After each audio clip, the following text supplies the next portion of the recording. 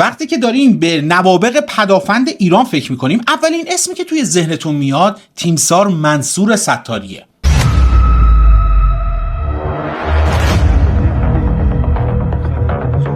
اما امروز ما میخوایم در مورد یک قهرمان دیگه صحبت بکنیم، در مورد یک نابغه‌ای که معمولاً اسمش زیر سایه تیمسار ستاری پنهان بوده.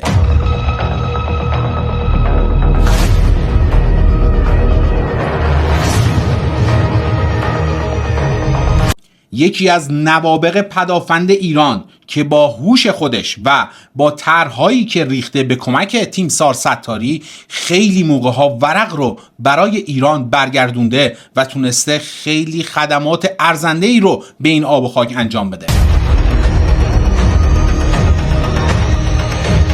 درود بر شما، اینجا زاغ مدیاست و من هم جلال هستم با یک ویدیوی فوق‌العاده دیگه از معرفی یکی از قهرمان‌های ایران خدمت شما اومدیم و میخوایم یکی از نوابغ پدافند رو به شما معرفی کنیم. ولی اگر تا الان کانال ما رو سابسکرایب نکردید این کار رو انجام بدین تا از محتواهای بعدی ما با خبر بشید.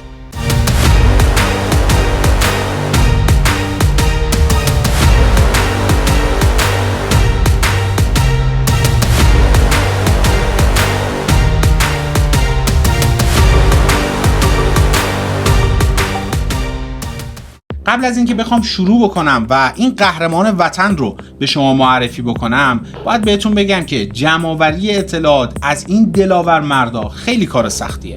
من اینجا از شما خواهش میکنم این دلاوران رو به ما معرفی بکنید، این قهرمان ها رو به ما معرفی بکنید تا ما بتونیم ویدیوی درخور برای این عزیزان بسازیم. ما برای جناب کیانیا اینقدر التماس عزیزان کردیم که یه نفر فقط ما رو معرفی بکنه، یه نفر به ما اطلاعات دقیق تر بده تا ما یک ویدیوی درخوری برای ایشون بسازیم، اما هیچ کس با ما همکاری نکرد. ولی مطمئن باشید ما ناامید نمیشیم، ما به راهمون ادامه میدیم و این قهرمان‌های وطن رو به شما معرفی میکنیم. اما بیشتر از این صحبت نکنم و بریم این قهرمان وطن و میهن رو به شما معرفی بکنم. تیمسار علی قدیان. علی قدیان بعد از اینکه توی آموزشگاه نیروی زمینی درس خوند و درجه گروهبانی گرفت، دیپلمش رو گرفت و رفت دانشکده افسری. اونجا هم با نمره عالی قبول شد و جایزه ویژه گرفت و رفت توی نیروی هوایی خدمت بکنه. برای یادگیری تخصصی تر فرستاده شد آمریکا و دوره افسر فنی هاک رو گذرون. وقتی که برگشت ایران به عنوان افسر فنی توی معاونت آماد و پشتیبانی پدافند هوایی مشغول شد و توی جنگ ایران و عراق توی سمت‌های مختلفی به خدمت پرداخت. یکی از کارهای مهمش معاونت آماد و پشتیبانی پدافند هوایی بود. توی عملیات ولفجر ابتکاراتش باعث شد پدافند هوایی بهتر و موثرتر عمل بکنه. امیر سرتیپ تیمسار خلبان محبی که از پیشکسوت‌های نیروی هوایی گفته بود که متحرک کردن سکوهای موشک هاک یکی از ابتکارات نیروی هوایی بود که به کمک شهید ستاری و علی قدیان انجام شد. توی عملیات ولفجر 8 بیشتر از 50 تا هواپیمای دشمن توسط این سامانه ها منهدم میشه و این طرح بسیار مؤثر توسط این عزیزان انجام شده بود. همکاری و هماهنگی تیمسار قدیان با سرلشکر منصور ستاری و بقیه افراد بزرگ نیرو هوایی باعث تقویت قدرت پدافند هوایی شد. تیمسار قدیان درباره تجربیاتش توی عملیات ولفجر 8 اینطوری میگه: قبل از اینکه درباره نقش آماد و پشتیبانی پدافند هوایی توی عملیات ولفجر 8 صحبت کنیم، خوبه یه مقداری درباره ساختار دفاعی هوایی کشور قبل از انقلاب بگیم. قبل از انقلاب پدافند هوایی به داشتن برتری هوایی در برابر دشمن مربوط میشد. استفاده از انواع مختلف جنگنده های منظم و همینطور رهگیر تعریف میشد. ابزار برتری هوایی هم فراهم بود، مثلا هم نوع رادار و هم پایگاه های شکاری. اما بعد از جنگ تحمیلی نقش دفاع هوایی عوض شد. دیگه نتونستیم برتری هوایی رو تامین کنیم. بعد از 1 سال از شروع جنگ مسئولین به این نتیجه رسیدن که باید پدافند زمین به هوا رو تقویت کنیم. تا مهر 1360 پدافند ما ثابت مونده بود. مثلا برای سامانه هاک قبل از انقلاب توی دسفول 5 سایت، تهران 3 سایت، خارک 1 سایت و در بوشهر 4 سایت و سایت های ثابتی هم ساخته شده بود. توی عملیات سامن الائمه 5 مهر 1360 اولین قدم برای متحرک کردن سایت‌های پدافند هوایی برداشته شد. از ما خواستن که یک سایت هاک رو برای پشتیبانی عملیات مستقر کنیم. توی عملیات طریق القدس هم یه سایت هاک رو توی اول جاده سوسنگر مستقر کردیم. این سایت ها به همراه سایت های ثابت هاک وظیفه‌شون رو انجام میدادن. توی عملیات فتح المبین هم یک سایت تاکتیکی دیگر رو راه اندازی کردیم که به نام سایت تبوک توی 17 کیلومتری آبادان مستقر شد. توی عملیات بیت المقدس هم توانایی‌های ما برای جابجایی بیشتر شد.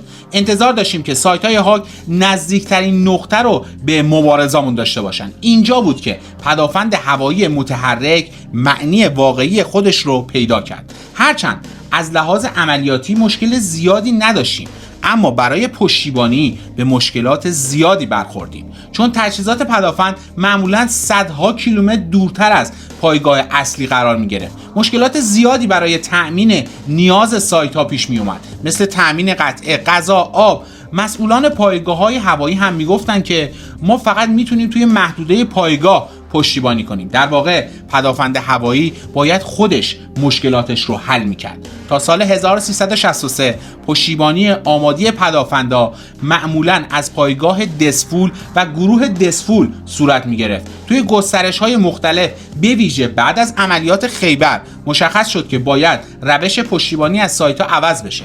باید توی هر عملیات یه نقطه آمادی رو داشته باشیم. توی عملیات بدر پدافند هوایی بدون کمک گرفتن از نیروی هوایی با حدود 10 کانکس وسایل زندگی میکرد. لباس و غیره و همه چیز در اختیارشون بود. این نقطه آمادی اولین تجربه ما برای سازماندهی بود. توی ولفجر 8 کارهای قبلی ما جواب داد و قرارگاه رعد توی قرارگاه پشتیبانی شکل گرفت. یکی توی اهواز و یکی هم توی سایت تبوک بین سربندر و آبادان بعد از سراح شادگان به نام قرارگاه پشتیبانی شاهد. این قرارگاه جای خوبی برای پشتیبانی عملیات‌های منطقه جنوب و خوزستان بود و تا پایان جنگ هم بسیار فعال بود. قرارگاه رد 2 بخش آفندی و پدافندی داشت. بخش آفندی توی امیدیه و بخش پدافندی توی اهواز مستقر شده بود. مسئول بخش پدافندی تیمسار یمینی بود. بقیه اعضای گروه هم مثل من و آقایان غلامی و مرآتی کارهای عملیاتی رو انجام میدادیم. این عزیزان هم از دلاور مردهای پدافند بودن که واقعا خیلی زحمت کشیدن. در اون زمان من با درجه سرگرد رئیس دایره زمین به هوای معاونت لوجستیک پدافند هوایی بودم و مسئولیت کل لوجستیک پدافند هوایی توی عملیات ولفجر 8 رو بر عهده داشتم. بعد از عملیات با 2 درجه تشویقی و با درجه سرهنگی به عنوان معاون لوجستیک ادامه کار دادم. حدود 45 روز قبل از شروع عملیات رفتیم منطقه و بر اساس تجربیات قبلی برنامه‌ریزی کردیم. مثلا توی عملیات قبلی تجهیزات سایت هاک رو بسته‌بندی شده به گروه دسفول می‌بردیم. از انتقال به محل عملیات می‌دیدیم که از خیلی از قطعات کم شده و گم شده، اما توی ولفجر 8 یه محل مناسب توی گروه اهواز برای این کار اختصاص دادیم. واقعاً کارهای جهادی توی اون موقع، بیاین شما یک مجموعه رو راه اندازی بکنید، اونم با طرح ایده جدید، خیلی کار سختیه. کل تجهیزات مثل سامانه‌های اسکایگارد، اورلیکن و راپیر و غیره همونجا مستقر شدیم و تست می‌کردیم، همونجا کاراش رو انجام میدادیم. به شدت دقت می‌کردیم که هیچ کمبودی توی تجهیزات هر جنگ افزاری نباشه. یکی از نکات مهم عملیات ولفجر 8 این بود که اطلاعات به خوبی حفظ میشد و فقط تعداد کمی از افراد از محل استقرار سایت ها خبر داشتن و دشمن هیچ ایده‌ای درباره شکل‌گیری عملیات نداشت. وقتی قرار بود به منطقه عملیات بریم، هیچ کدوم از ما با لباس نظامی وارد منطقه نمی شدیم و معمولاً با لباس شخصی و ماشینایی که خیلی هویت نظامی نداشتن می رفتیم که غالباً وانت لندکروز بود. توی روز اول سایت کوثر 1 رو که مورد اصابت قرار گرفته بود ساماندهی کردیم و بعد با خودروی آهوی بیابان به سایت کوثر 2 رفتیم و اونجا رو هم عملیاتی کردیم. طبیعی بود که عملیات شروع شده و هواپیماهای دشمن برای بمبارون حتما میان. با اینکه PAR ها عملیاتی نشده بودن، شهید ستاری گفتن که از رادار بندر امام به شما من هدف میدم و تو باید با های پاور توی منطقه سرچ بکنی که بتونی دونه دونه اینا رو شکار بکنی. جناب مصطفی فر توی سایت کوثر 1 بود و به شایستگی داپلر هواپیماها رو تشخیص میداد. به این ترتیب با وجود هواپیماهای رادارزن سوخو 22 که موشک 55 KH روی این هواپیماها نصب شده بود، ما فقط 40 ثانیه فرصت برای قفل کردن روی هدف نیاز داشتیم. توی عملیات ولفجر 8 برای اولین بار از PAR استفاده نکردیم. بعد از اون هم توی عملیات‌های مربوط به نیروی سطحی که ما با پوشش دفاع هوایی رو تامین می‌کردیم دیگه از PAR استفاده نکردیم. از نظر من 2 اتفاق مثبت توی این عملیات افتاد. تو پشتیبانی و عملیات تحرک رو خیلی بردیم بالا و از PAR هم دیگه که همون رادار میشه. بذارید من اینجا PAR رو به شما توضیح بدم. PAR یه نوع راداره. دیگه از اون استفاده نکردن که شناسایی نشن. این چیزی که آمریکایی‌ها به ما درباره هاک یاد داده بودن مربوط به سایت‌های ثابت بود، ولی خوشبختانه توی این عملیات یاد گرفتیم که چطور تحرک رو بالا ببریم و این رو نمیدونستیم که پدافند در تحرک خودش رو نشون میده. ما توی عملیات ولفجر 8 اینو تجربه کردیم. این جنگ واقعا حیثیتی بود و همه افراد با تمام وجود کار کردن تا جلوی دشمن بعثی گرفته بشه. توی اون زمان کسی دنبال نام و شهرت نبود. قبل از عملیات ولفجر 8 هم بزرگترین مشکل رسوندن آذوقه به سایت ها بود، اما توی عملیات ولفجر 8 جابجایی خیلی دشوار شد. اوایل جابجایی ها هفتگی بود، اما توی ولفجر 8 هر چند روز یک بار و بعضن روزانه باید انجام میشد. اونقدر این بچه ها اونجا مهارت پیدا کرده بودن که سایت هاک رو توی عرض چند ساعت جابجا میکردن. این موضوع نشون دهنده مهارت بالای کارکنان بود. میدونید این موضوع رو چطور دارن شرح میدن؟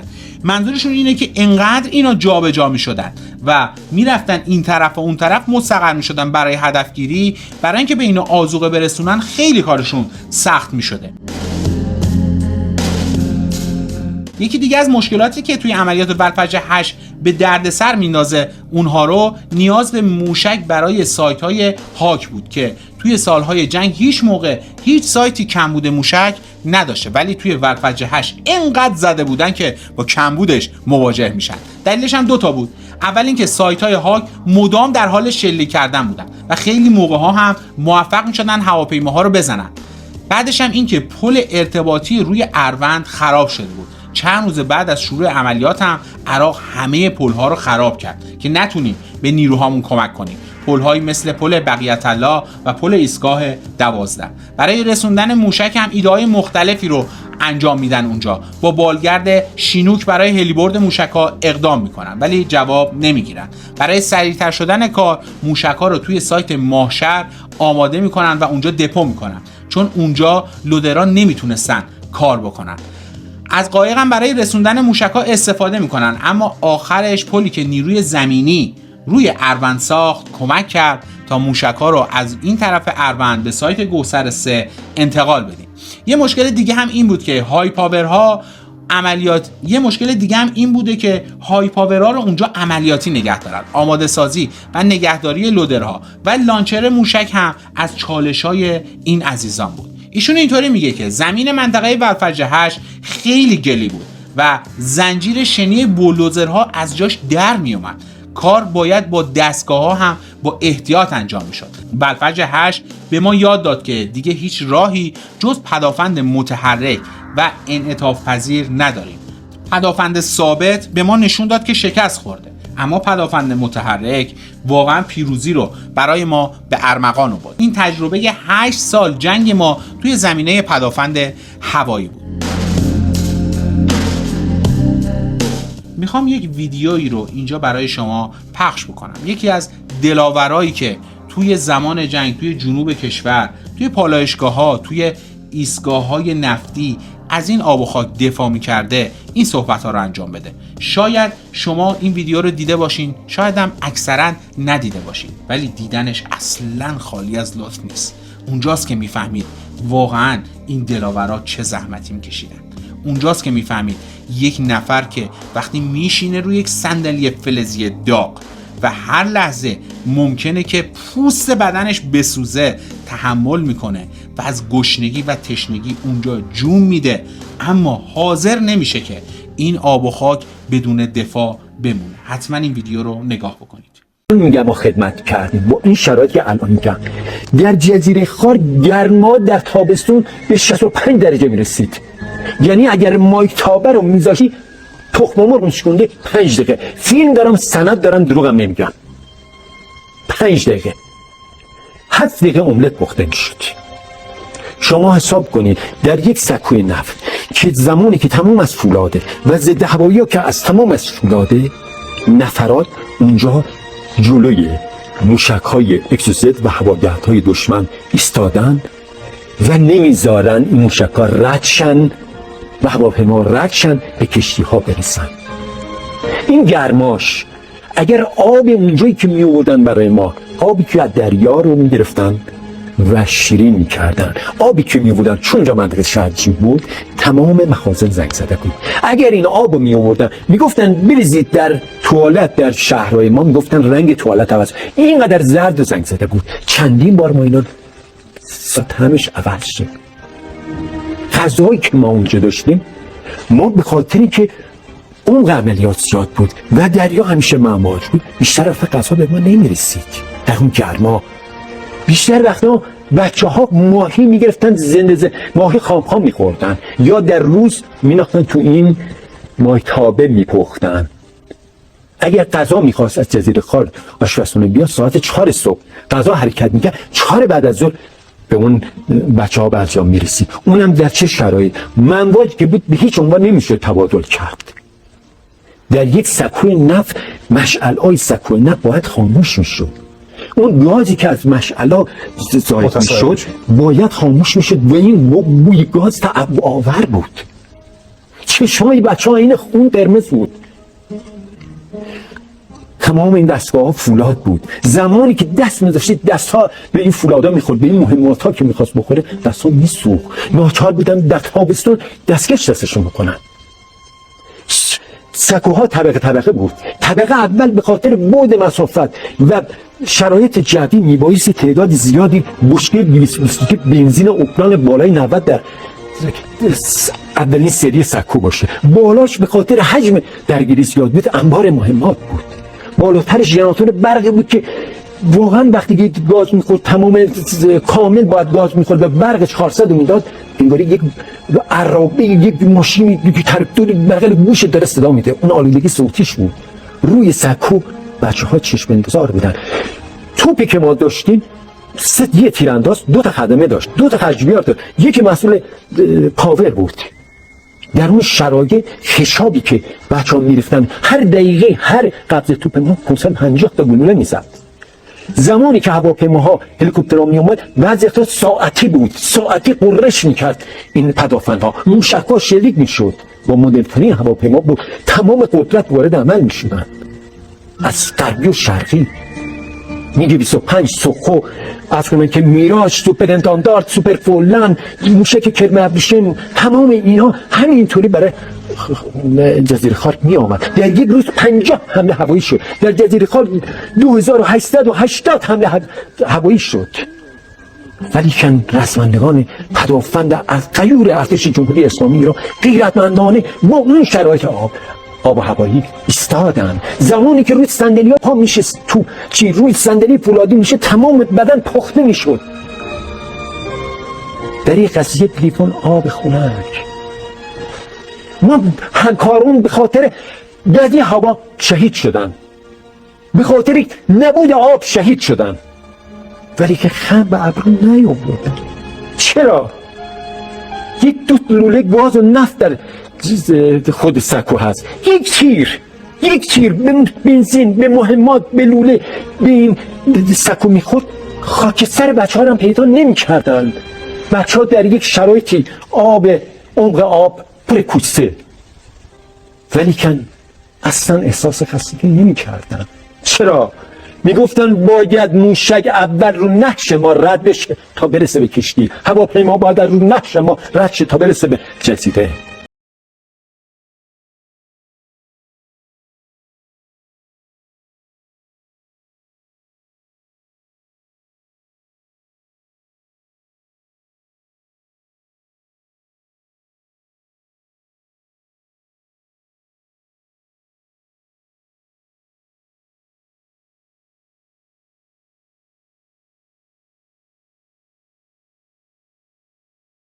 امیدوارم که از این محتوا و از این ویدیو لذت برده باشین و ما تونسته باشیم نظر شما رو جلب بکنیم. حالا